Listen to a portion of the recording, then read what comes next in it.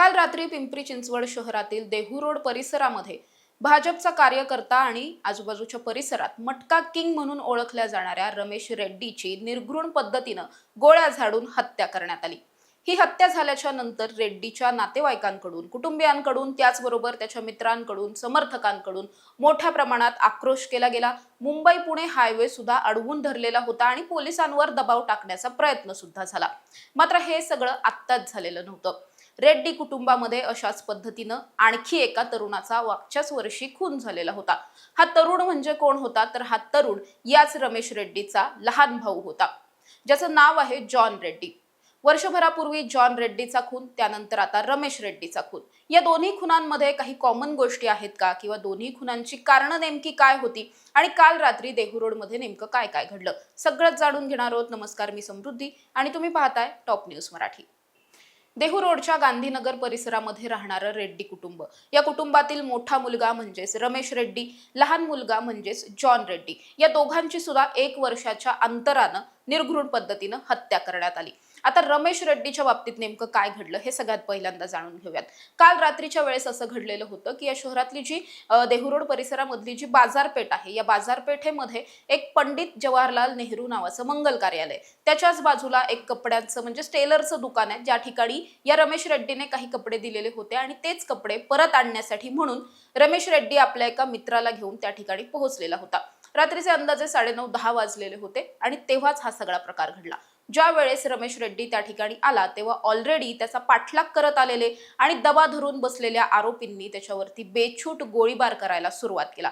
थोड्या नाही तर तब्बल 16 राऊंड फायर केले गेले। या 16 पैकी 9 गोळ्या या आरपार घुसलेल्या होत्या रमेश रेड्डीच्या शरीरात। त्याच्या हातावर, खांद्यावर, पाठीवर आणि डोक्यामध्ये ह्या सगळ्या गोळ्या लागलेल्या होत्या। तो जेव्हा रक्तस्राव झाल्यानंतर रक्ताच्या थारोळ्यात पडला, त्यावेळेस मात्र या सगळ्याच आरोपींनी घटनास्थळावरून पळ काढला। लागलीच या प्रकरणामध्ये त्याचा जो मित्र होता रमेश रेड्डीचा, त्याचबरोबर स्थानिक नागरिकांनी सगळ्यांनी मिळून त्याला रुग्णालयामध्ये दाखल केलं। मात्र उपचारापूर्वीच त्याचा मृत्यू झाल्याचं डॉक्टरांनी घोषित केलं।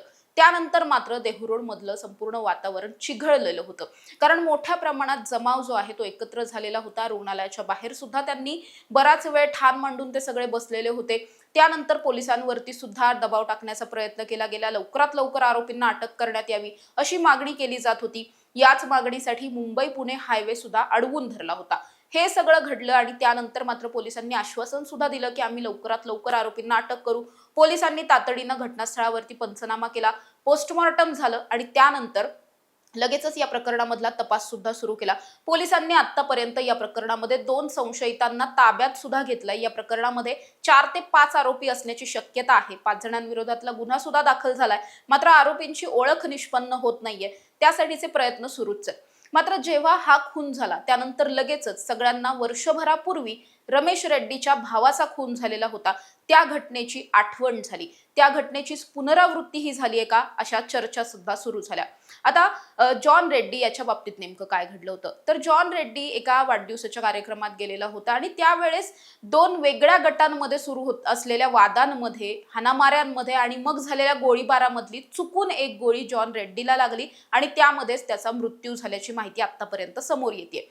तो मृत्यू झाल्याच्या नंतर त्या प्रकरणातल्या आरोपींविरोधात गुन्हे सुद्धा दाखल झाले। या आरोपींना अटकही झाली, त्यांच्यावर कायदेशीर कारवाई सुद्धा झाली। मात्र हे सगळेच आरोपी हे आत्ताही तुरुंगात आहेत, त्यांना अजूनही जामीन मिळालेला नाहीये आणि कदाचित या आरोपींना जामीन मिळवून देण्यासाठी किंवा जामीन देण्यासाठी म्हणून अनेकांचे प्रयत्न बाहेरून सुरू होते आणि या सगळ्या प्रयत्नांमध्ये कदाचित हा जो रमेश रेड्डी आहे तो कदाचित मध्ये येत होता किंवा त्याच्याकडून सकारात्मक प्रतिसाद मिळत नव्हता असा अंदाज व्यक्त केला जातोय आणि याच कदाचित वादातून, पूर्ववैमनस्यातून रमेश रेड्डी याला टार्गेट करून त्याचा खून केला गेल्याचा अंदाज वर्तवण्यात आलेला आहे। अर्थात हा केवळ अंदाज आहे, पोलिसांचा तपास अजूनही सुरू आहे। पोलीस त्या दृष्टीने वेगवेगळ्या अँगल्सने तपास करताना पाहायला मिळतात। मात्र देहू रोड मध्ये अशा पद्धतीने झालेल्या या भर वस्तीत, भर बाजारपेठेत घुसून झालेल्या या हत्याकांडामुळे प्रचंड खळबळ उडालेली आहे। सर्वसामान्य लोकांमध्ये दहशतीचं वातावरण आहे। ज्या अर्थी 16 राऊंड फायर केले गेले, त्या अर्थी एखादी गोळी इतर कुणाला लागली असती तर हे प्रकरण किती गंभीर झालं असतं याचा आपण विचारही करू शकत नाही। त्यामुळेच पोलीस प्रशासन नेमकं काय करतंय, पोलिसांचा धाक राहिलाय की नाही, असे प्रश्न नेहमीसारखेच उपस्थित केले जातात। अर्थात वरिष्ठ पोलिसांकडून या सगळ्याचा तपास सुद्धा सुरू आहे आणि लवकरात लवकर आम्ही आरोपींना अटक करू अशी त्यांनी आश्वासन सुद्धा दिलंय. आता पोलिसांच्या तपासामधून या दोन्ही हत्यांचं काही कनेक्शन समोर येत आहे का किंवा या हत्येमागचं मूळ कारण, खरं कारण नेमकं काय आहे हे जाणून घ्यावं लागणार आहे. त्यासाठी पोलिसांचा तपास सुरू आहे. जेव्हा या प्रकरणातले सगळे आरोपी अटकेत येतील किंवा हे आरोपी स्वतः गुन्ह्याची कबुली देतील त्यानंतरच ही हत्या नेमकी कशामुळे झाली, हत्येचं कारण काय हे सगळं स्पष्ट होईल. अशा ताज्या आणि महत्त्वाच्या बातम्यांसाठी तुम्ही पाहत राहा टॉप न्यूज मराठी. आपला महाराष्ट्र, आपली बातमी. तुमची car, electric panel, data server आगीपासून सुरक्षित आहे का?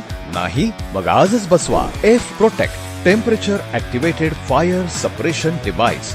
यामध्ये आहे eco friendly non toxic pressurised liquid जे आग लागल्यास क्षणार्धात ऍक्टिव्हेट होऊन आगीवरती मिळवते नियंत्रण. बसवण्यास अतिशय सोपे आणि सुटसुटीत टेकालिपचे एक दर्जेदार उत्पादन एफ प्रोटेक्ट.